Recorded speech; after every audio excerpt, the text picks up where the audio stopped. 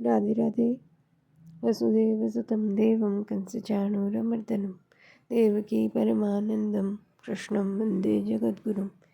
श्री कृष्णं वंदे जगद्गुरुं। प्रणाम सभी को। पिछले वीडियो में श्लोक संख्या 34 तक की चर्चा हो गई थी। अब आगे 35वें श्लोक से। अब आगे के श्लोक में भगवान अर्जुन की मान्यता का अनुमोदन करते हुए मन के निग्रह के उपाय बताते हैं।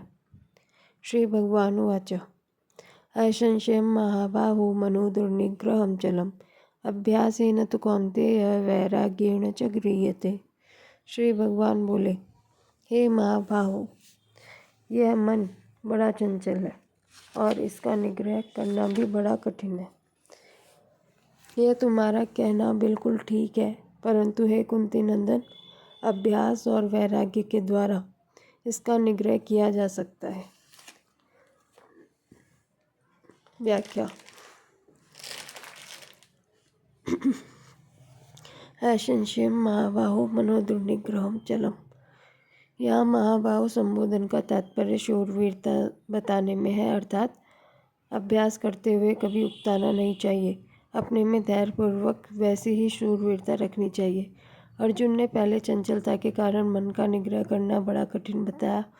उसे बात पर भगवान कहते हैं कि तुम जो कहते हो वह एकदम ठीक बात है, निसंदिग्ध बात है, क्योंकि मन बड़ा चंचल है और इसका निग्रह करना बड़ा कठिन। अभ्यासेत तु कौन्तेय वैराग्येन च गृह्यते। अर्जुन की माता कुंती बहुत विवेकवती तथा भोगों से विरक्त रहने वाली थी। कुंती ने भगवान श्री कृष्ण से विपत्ति का वरदान मांगा था।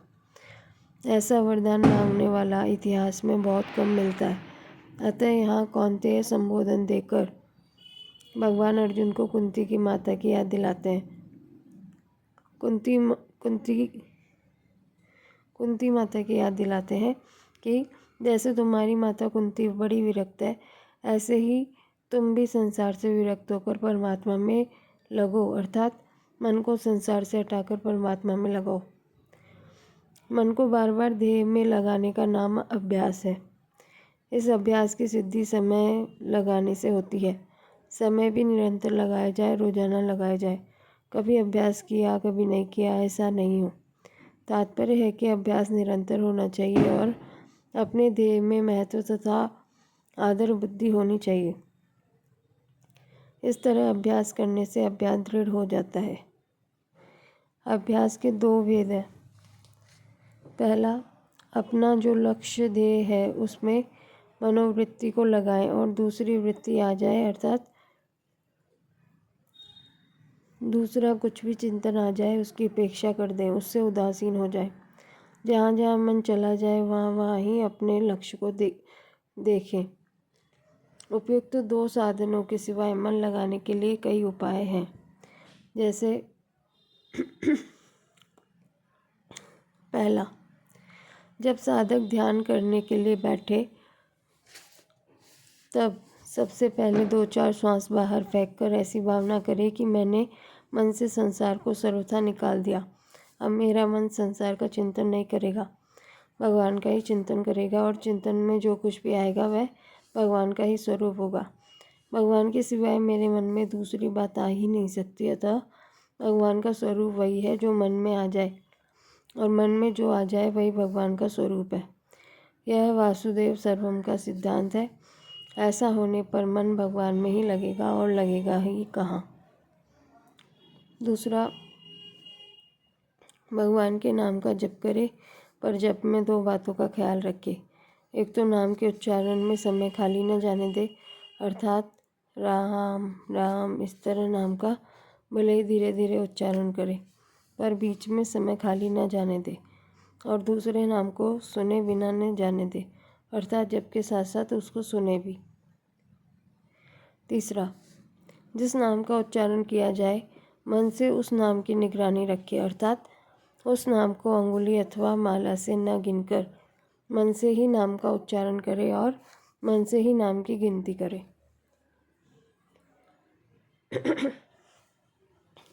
चौथा, एक नाम का तो वाणी से उच्चारण करे और दूसरे नाम का मन से जप करे। जैसे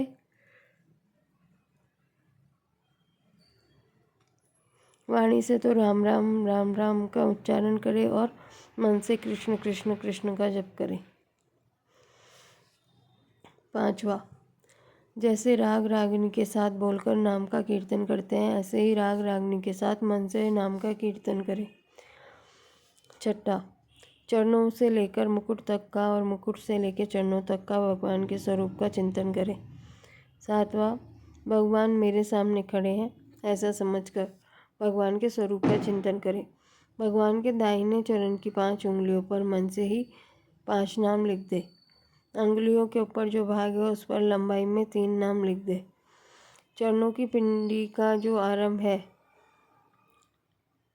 उस पिंडी की संधि पर 2 नामों के कड़े बना दे। फिर पिंडी पर लंबाई में 3 नाम लिख दे। घुटने के नीचे और ऊपर एक एक नाम गोल कड़ा बना दे, अर्थात गोलाकार नाम लिख दे।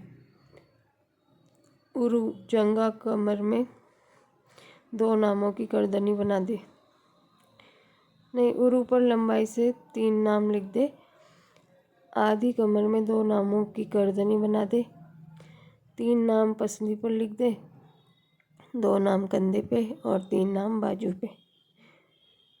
कोहनी के ऊपर और नीचे 2-2 नामों का कड़ा बना दे। फिर 3 नाम पूंचा ऊपर के भाग पर लिख दे। पूंचा मतलब कोहनी के ऊपर। पहुंचा में 2 नामों का कड़ा बना दे तथा 5 उंगलियों पर 5 नाम लिख दे। गले में 4 नामों का आधा हार और कान में 2 नामों का कुंडल बना दे। मुकुट के दाहिने आधे भाग पर 6 नाम लिख दे, अर्थात नीचे के भाग पर 2 नामों का कड़ा, मध्य भाग पर 2 नामों का कड़ा और ऊपर के भाग पर 2 नामों का कड़ा बना दे। तात्पर्य यह हुआ कि भगवान के दाहिने अंग में चरण से लेकर मुकुट तक का 54 नाम अथवा मंत्र आने चाहिए और बाएं अंग में मुकुट से लेकर चरण तक 54 नाम अथवा मंत्र आने चाहिए। इससे भगवान की एक परिक्रमा हो जाती है, भगवान के संपूर्ण अंगों का चिंतन हो जाता है और 108 नामों की एक माला भी हो जाती है। प्रतिदिन ऐसी कम से कम एक माला करनी चाहिए। इससे अधिक करना चाहे तो अधिक भी कर सकते हैं। इस तरह अभ्यास करके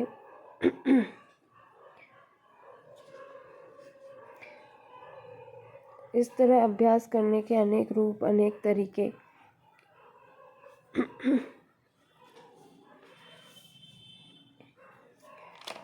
ऐसे तरीके साधक स्वयं भी सोच सकता है। अभ्यास की सहायता के लिए वैराग्य की जरूरत है, कारण कि संसार के भोगों से राग जितना हटेगा मन उतना परमात्मा में लगेगा। संसार का राग सर्वथा हटने पर मन में संसार का राग पूर्वक चिंतन नहीं होगा। अतः पुराने संस्कारों के कारण कभी कोई स्फुरण न हो भी जाए तो उसकी उपेक्षा कर दे, अर्थात उसमें न राग करे न द्वेष करे, फिर वह स्फुरणा अपने आप मिट जाएगी। इस तरह अभ्यास और वैराग्य से मन का निग्रह हो जाता है, मन पकड़ा जाता है। वैराग्य होने के कई उपाय हैं, जैसे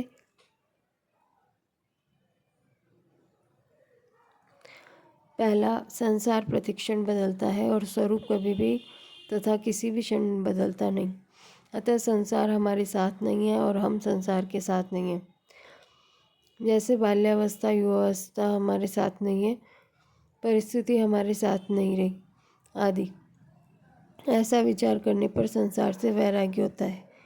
दूसरा, अपने कहलाने वाले जितने कुटुंबी संबंधी हैं वे हमारे से अनुकूलता की इच्छा रखते हैं, तो अपनी शक्ति, सामर्थ्य, योग्यता और समझ के अनुसार उनकी न्याययुक्त इच्छा पूरी कर दे और परिश्रम करके उनकी सेवा कर दे, परंतु उनसे अपनी अनुकूलता की तथा कुछ लेने की इच्छा का सर्वथा त्याग कर दे। इस तरह अपनी सामर्थ्य के अनुसार वस्तु देने से और परिश्रम करके सेवा करने से पुराना राग मिट जाता है और उनसे कुछ भी न चाहने से नया राग पैदा नहीं होता। इससे स्वाभाविक संसार से वैराग्य हो जाता है। जितने भी दोष पाप दुख पैदा होते हैं वे सभी संसार के राग से पैदा होते हैं, और जितना सुख शांति मिलती है वह सब राग रहित होने से मिलती है। ऐसा विचार करने से वैराग्य हो ही जाता है। पूर्व श्लोक में अभ्यास और वैराग्य द्वारा मन के निग्रह की बात कहकर अब आगे के श्लोक में भगवान ध्यान योग की प्राप्ति में अन्वय व्यतिरेक से अपना मत बताते हैं। असंशयात्मना योगो दुष्प्राप इति मे मति वश्यात्मना तु यतता शक्यो वाप्तुमुपायत। जिसका मन पूरा वश में नहीं है उसके द्वारा योग प्राप्त होना कठिन है, परंतु उपाय पूर्वक यत्न करने वाले तथा वश में किए हुए मन वाले साधक को योग प्राप्त हो सकता है, ऐसा मेरा मत है। व्याख्या। असंशयात्मना योगो दुष्प्राप। मेरे मत में तो जिसका मन वश में नहीं है उसके द्वारा योग सिद्ध होना कठिन है।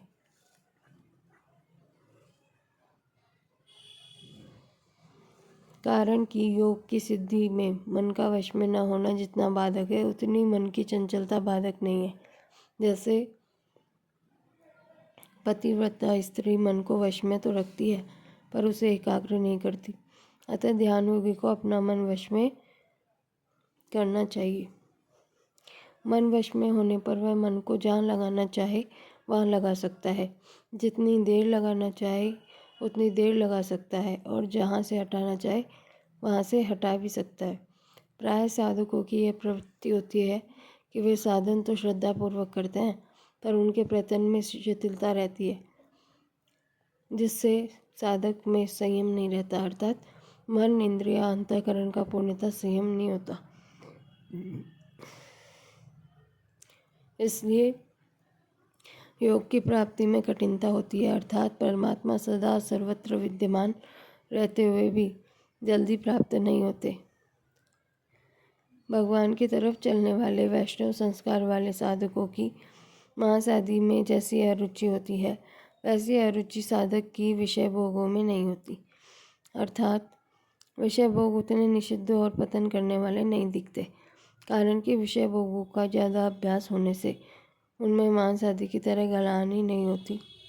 मांस आदि सर्वथा निषिद्ध वस्तु खाने से पतन तो होता ही है, पर उससे भी ज़्यादा पतन होता है राग पूर्वक विषय भोगों को भोगने से, कारण कि मांस आदि में तो यह निषिद्ध वस्तु है ऐसी भावना रहती है, पर भोगों को भोगने से यह निषिद्ध है ऐसी भावना नहीं रहती। इसलिए भोगों के जो संस्कार भीतर बैठ जाते हैं वे बड़े भयंकर होते हैं। तात्पर्य है कि मांस आदि खाने से जो पाप लगता है वह दंड भोगकर नष्ट हो जाएगा, पर पाप आगे नए पापों में नहीं लगाएगा। परंतु राग पूर्वक विषय भोगों का सेवन करने से जो संस्कार पड़ते हैं वे जन्म जन्मांतर तक विषय भोगों में और उनकी रुचि के परिणाम स्वरूप पापों में लगाते रहेंगे। तात्पर्य है कि साधक के अंतःकरण में विषय भोगों की रुचि रहने के कारण वह संयत आत्मा नहीं हो पाता, मन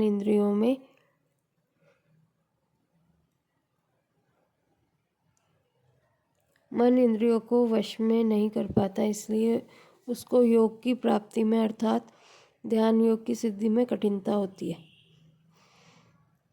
वस्यात्मना तु यतता शक्यो वाप्तुम उपायतः।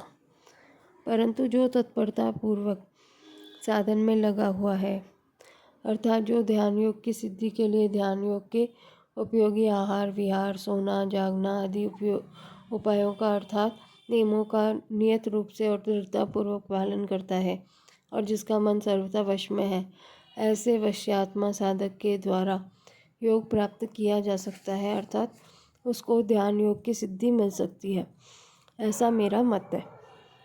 इति मे मति। वश्यात्मा होने का उपाय है सबसे पहले अपने आप को यह समझे कि मैं भोगी नहीं हूँ, मैं जिज्ञासु हूँ, तो केवल तत्व को जानना ही मेरा काम है। मैं भगवान का हूँ तो केवल भगवान के अर्पित होना ही मेरा काम है। मैं सेवक हूँ तो केवल सेवा करना ही मेरा काम है। किसी से कुछ भी चाहना मेरा काम नहीं है। इस तरह अपनी अहंता का परिवर्तन कर दिया जाए तो मन बहुत जल्दी वश में हो जाता है। जब मन शुद्ध हो जाता है तब वह स्वतः वश में हो जाता है। मन में उत्पत्ति विनाशशील वस्तुओं का राग रहना ही मन की अशुद्धि है।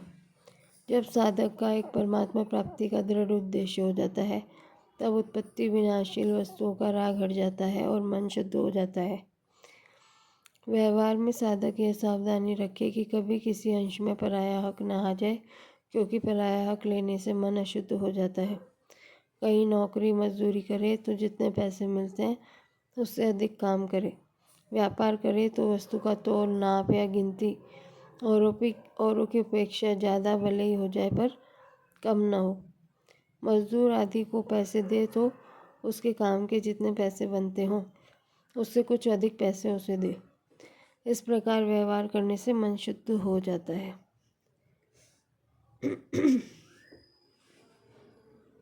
मार्मिक बात। ध्यान योग में अर्जुन ने मन की चंचलता को बाधक माना है और उसको रोकना वायु को रोकने की तरह असंभव बताया। इस पर भगवान ने मन के निग्रह के लिए अभ्यास और वैराग्य ये दो उपाय बताए। इन दोनों में भी ध्यान योग के लिए अभ्यास मुख्य है। वैराग्य ज्ञान योग के लिए विशेष उपयोगी होता है। यद्यपि वैराग्य ध्यान योग में भी सहायक है, तथापि ध्यान योग में राग के रहते हुए भी मन को रोका जा सकता है। अगर यह कहा जाए कि राग के रहते हुए मन नहीं रुकता तो एक आपत्ति आती है। पतंजलि योग दर्शन के अनुसार चित्त वृत्तियों का निरोध अभ्यास से ही हो सकता है। अगर उसमें वैराग्य ही कारण हो तो सिद्धियों की प्राप्ति कैसे होगी। तात्पर्य है कि अगर भीतर राग रहते हुए चित्त एकाग्र और निरुद्ध होता है तो उसमें राग के कारण से सिद्धियां प्रकट होती है। कारण कि संयम किसी न किसी सिद्धि के लिए किया जाता है, और जहाँ सिद्धि का उद्देश्य है वहाँ राग का अभाव कैसे हो सकता है। परंतु जहाँ केवल परमात्मा तत्व का उद्देश्य होता है वहाँ पे ये धारणा ध्यान और समाधि भी परमात्मा तत्व की प्राप्ति में सहायक हो जाते हैं। एकाग्रता के बाद जब चित्त की निरुद्ध अवस्था आती है तब समाधि होती है। समाधि कारण शरीर में होती है और समाधि से ही व्युत्थान होता है। जब तक समाधि और व्युत्थान ये दो अवस्थाएं हैं तब तक प्रकृति के साथ संबंध है। प्रकृति से सर्वथा संबंध विच्छेद होने पर तो सहजावस्था होती है, जिससे व्युत्थान होता ही नहीं। अतः चित्त की चंचलता को रोकने के विषय में भगवान ज़्यादा नहीं बोले।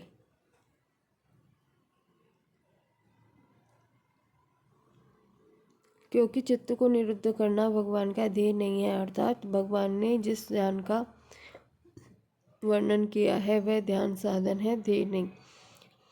भगवान के मत में संसार में जो राग है यही खास बाधा है और इसको दूर करना ही भगवान का उद्देश्य है। ध्यान तो एक शक्ति है, एक पूंजी है, जिसका लौकिक पारलौकिक सिद्धियों आदि में सम्यक उपयोग किया जा सकता है। स्वयं केवल परमात्मा तत्व को चाहता है तो उसको मन को एकाग्र करने की इतनी आवश्यकता नहीं है जितनी आवश्यकता प्रकृति के कार्य मन से संबंध विच्छेद करने की, मन से अपनापन हटाने की है। अतः जब समाधि से ही उपरति हो जाती है तब सर्वातीत तत्व की प्राप्ति होती है। तात्पर्य है कि जब तक समाधि अवस्था की प्राप्ति नहीं होती तब तक उसमें एक आकर्षण रहता है। जब वह अवस्था प्राप्त हो जाती है तब उसमें आकर्षण न रहकर सच्चे जिज्ञासु को उससे उपरति हो जाती है। उपरति होने से अर्थात अवस्था मात्र से संबंध विच्छेद होने से अवस्थातीत चिन्मय तत्व की अनुभूति स्वतः हो जाती है। यही योग की सिद्धि है। चिन्मय तत्व के साथ स्वयं का नित्य योग अर्थात नित्य संबंध है। परिशिष्ट भाव। वास्तव में ध्यान योग की सिद्धि के लिए मन का निग्रह करना उतना आवश्यक नहीं है जितना उसको वश में करना अर्थात शुद्ध करना आवश्यक है। शुद्ध करने का तात्पर्य है मन में विषयों का राग न रहना। जिसने अपने मन को शुद्ध कर लिया उसका ध्यान योग प्रयत्न करने पर सिद्ध हो जाता है।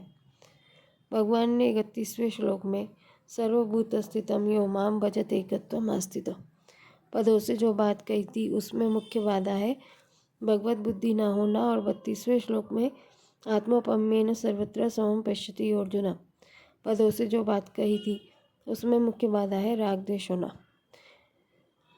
परंतु अर्जुन ने भूल से मन की चंचलता को बाधक समझ लिया। वास्तव में मन की चंचलता बाधक नहीं है, प्रत्युत सब में भगवत बुद्धि न होना और राग द्वेष होना बाधक है। जब तक राग द्वेष रहते हैं तब तक सब में भगवत बुद्धि नहीं होती, और जब तक सब में भगवत बुद्धि नहीं होती अर्थात भगवान के सिवाय दूसरी सत्ता की मान्यता रहती है, तब तक मन का सर्वथा निरोध नहीं होता। वृत्ति का निरोध करने से वृत्ति की सत्ता आती है, क्योंकि वृत्ति की सत्ता स्वीकार की है तभी तो निरोध करते हैं। स्वरूप में कोई वृत्ति नहीं है, अतः वृत्ति का निरोध करने से कुछ काल के लिए मन का निरोध होगा, फिर व्युत्थान हो जाएगा। अगर दूसरी सत्ता की मान्यता ही न रहे तो फिर व्युत्थान का प्रश्न ही पैदा नहीं होगा, कारण कि दूसरी सत्ता न हो तो मन है ही नहीं। अब इससे आगे की श्लोकों की चर्चा कल करेंगे। राधे राधे।